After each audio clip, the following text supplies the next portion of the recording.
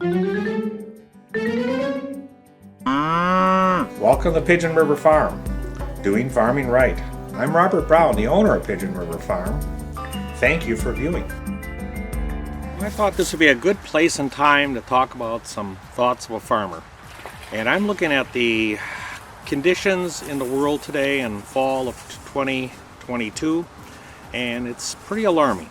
I see the out of control politics, I see the out of control fuel costs, I see the disaster that's unfolding now down on the Mississippi River for transporting our grains and soybeans and such out of the country to get oils and such, fuel oil and so on, north.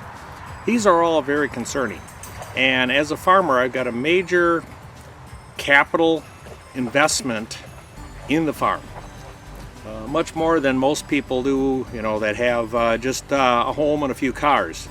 There's a lot of money tied up here. And everything has to work correctly. And I guess one of the things I'm most worried about at this point right now is it getting significantly worse during winter. We got to make a lot of decisions. What do we do with our herd sizes, both cattle and our goats, our flock size? How is that all going to be impacted?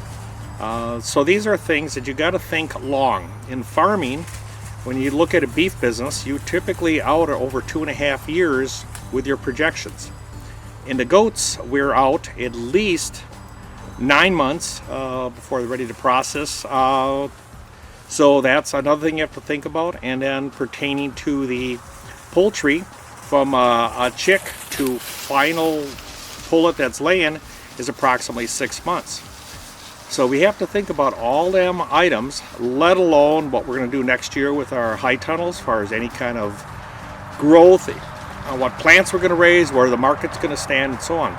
So a beautiful day like this in the fall is an optimum time to sit and ponder these things. So the geopolitical, national, state issues, the overall economy, the mind of the consumer, the mind of the farmer, these are all factors.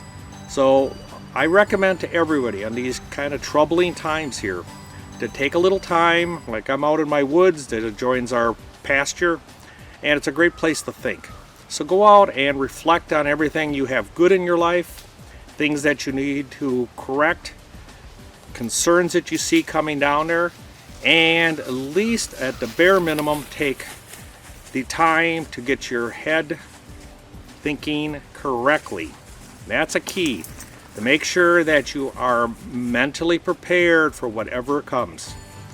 As a farmer, I deal with that. I mean, it can be extremely cold, extremely hot, under very rough conditions. You have to do it.